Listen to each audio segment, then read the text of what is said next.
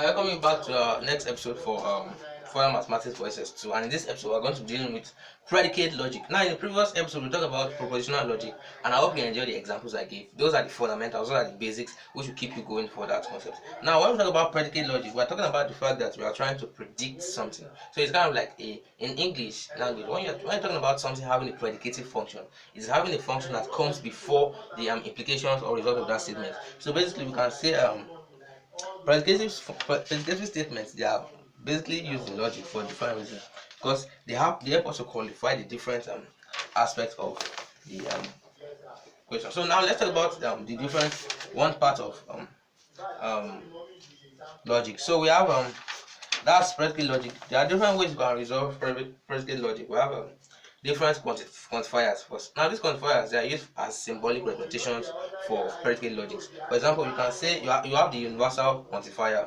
So the universal quantifier is used in questions like this, in cases or examples like this. You can say all men are wise. So that's an example of a universal quantifier. We also have every orange is sweet. So that's an universal quantifier. We have any Nigerian is either male or female. So that is another universal quantifier.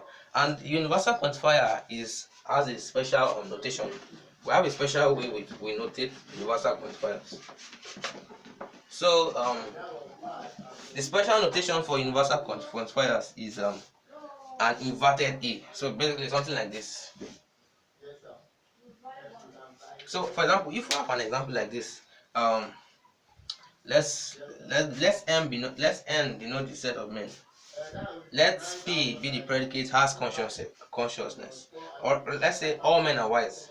Let M be the set of M, and then let W be the predicate is wise. So that means if we want to represent all men are wise in further mathematics, we'll be using an example like this. So we have M is for men and then W for wise. So that means all X elements of M P. So that means for all for all X which are elements of the set of men, that means they will also be wise. That is W of that's W, which is the function of X. So this is a notation for universal quantifiers. So you are telling us that all men, which are for all of single men, that individual personalities who are men, who are part of the group of people we call men. That means each of them will be wise. That is, they are also wise. That is kind of the universal. Then we also have the existential quantifier. That is used widely denoted by an inverted E. So that means there exists, and for example, if we say some men are wise, that means we will say there exists at least an element of X of set of men who is wise. So this is not a very common part of mathematics, but you often see it in mathematics still. Hopefully in an advanced area of mathematics you will see it. Let's talk about proving by mathematical induction. Now this proving by mathematical induction involves a process by which you first of all plug a value of 1 and check your equation, and then you can say if 1 works, then 1 plus k works, then k works. And so I don't know basically the specific, but basically we are trying to prove that in proving by mathematical induction, we can prove that we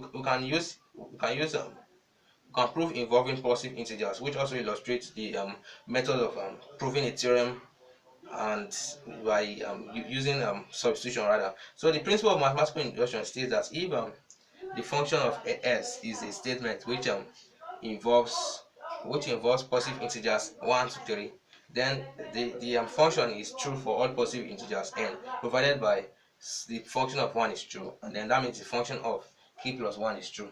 So whatever k is, so it must be true whenever function of k is.